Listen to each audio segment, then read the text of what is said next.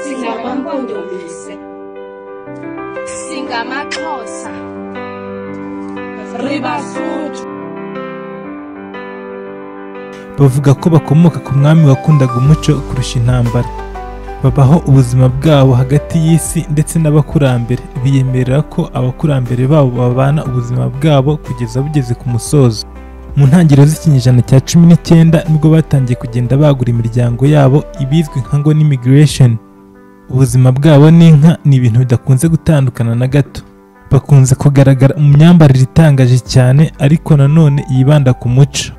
Iyo ngo nibabyina iyo uhegereye ntiwumva umuziki gusa.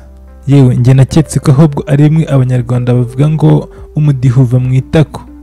Ese kuki bakomeje gutsimbarara ku muco wabo mu mibereho, mu myambarire, umuco wabo ugakomeza kubabera nk'ikirango kibaranga?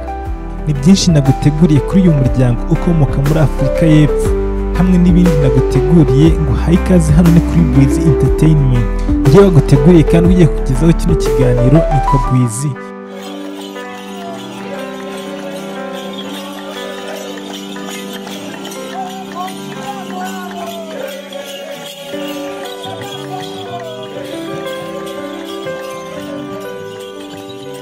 Ibuka gukora subscribe niba ari ubwa mbere ugeze kuri uyu muyoboro, ubundi dukomeze twaguke kandi tugere kure.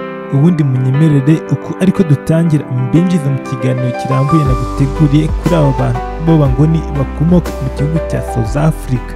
Yewe wagiye kera ku busa, warebye video ureba n'izindi ariko utarabona video igaruka ku bangoni ho wari utarabona. Icyo nshatse kuvuga nuko nibyo kuko warebye video nyinshi zigenda zigaruka kuri aba bantu, ariko nukurikira iyi video kugera ku musozo uraza kubona ko kuri Bwizi Entertainment ariho ku isoko y'ubumenyi wari warahishwe utigeze umenya kuva kera, ukaba uyivumburiye uyu munsi. Ikaba ari nayo mpamvu utagenda udakoze subscribe. Ntiza umwanya nkumara amatsiko, ubundi unyemerere twinjire gutya.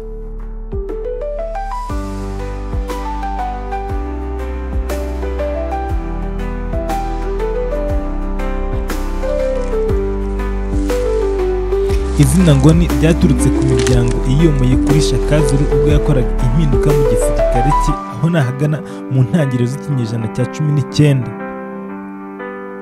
Ubwo uyu mwami yakoraga izi mpinduka, imiryango imwe yaramuyobotse abandi baramuhunga mu rwego rwo kwishakira amahoro ndetse n'ubwigenge. Bakomotse mu burasirazuba bwa Afurika y'Epfo bakwirakwira mu bihugu bitandukanye nka Malawi, Tanzania n'ibindi bihugu bitandukanye byo muri Afurika.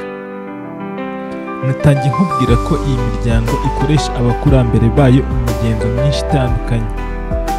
Bizera ko abakurambere babo baba bari iruhande ubuzima bwabo bwose.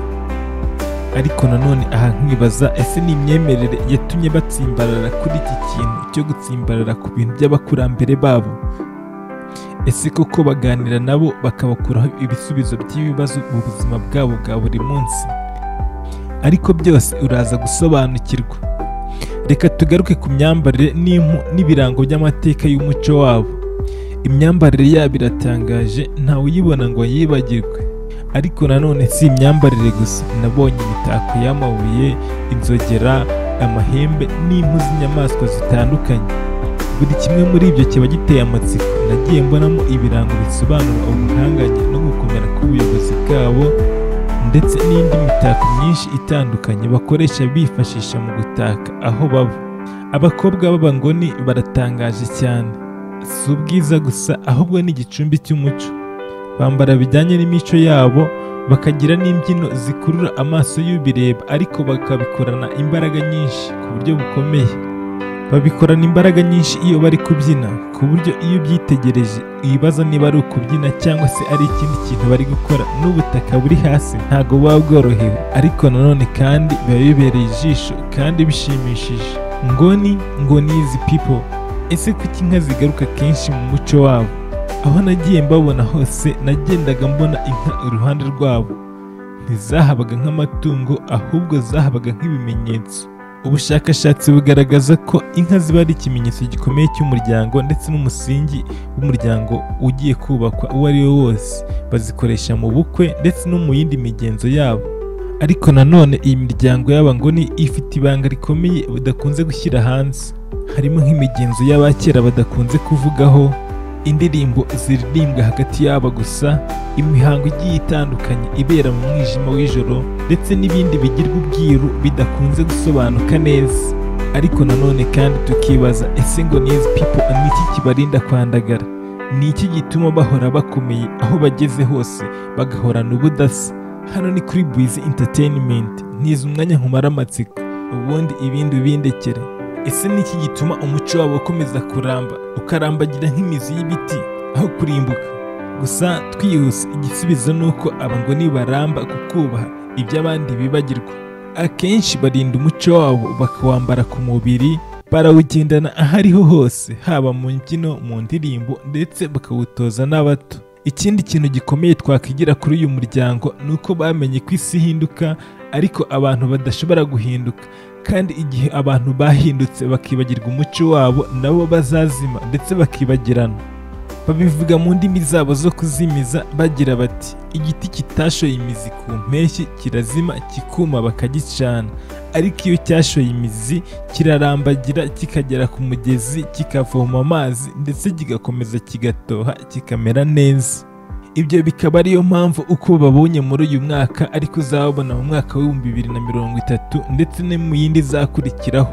Aba ngo ni kandi bafite aho bahuriye n'abazuru. Mu biganiro byacu bizakurikiraho tuzagenda tubagezaho isano ya hafi ndetse n'itandukaniro hagati yabo n'abazuru.